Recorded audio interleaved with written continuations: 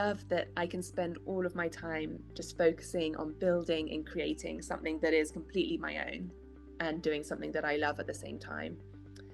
And that my full-time job doesn't feel like work. For several years, yoga was just the odd addition to my exercise routine. Something which I did when I had the time and the opportunity so that I could work on building strength and flexibility. But it wasn't a priority for me. It was always just there at the back of my mind as something which I would like to do more of and to get better at. Then finally one year, I made it a New Year's resolution to just commit to yoga and to give it a go. I wanted to try to bring yoga to people who might normally just dismiss it straight away as not being something for them. Maybe they don't think they're flexible, maybe they think it's all about lying down on the ground. I wanted to broaden the audience of yoga and try and bring those benefits to as many people as possible. During the course of my teacher training, I was practicing teaching on people who were new to yoga, and they loved it.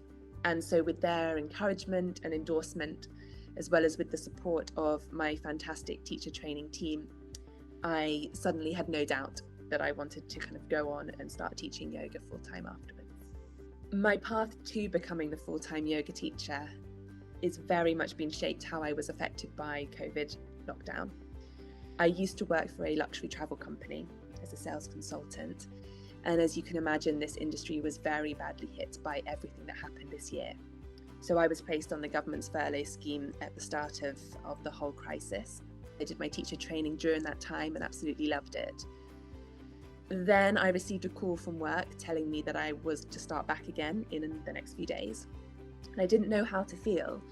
Deep down, I had come to love my yoga teaching and I didn't really want to go back to work, yet I was grateful that I had the job to go back to.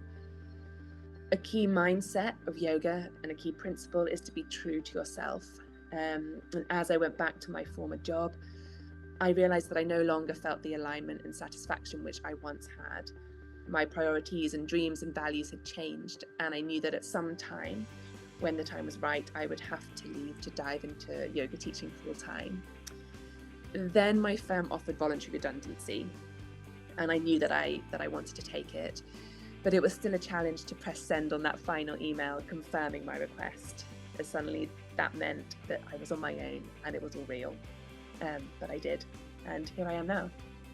My long-term vision would be to eventually open a studio which offers a range of different styles of yoga, making it accessible to everybody, and also which has a place for meditation.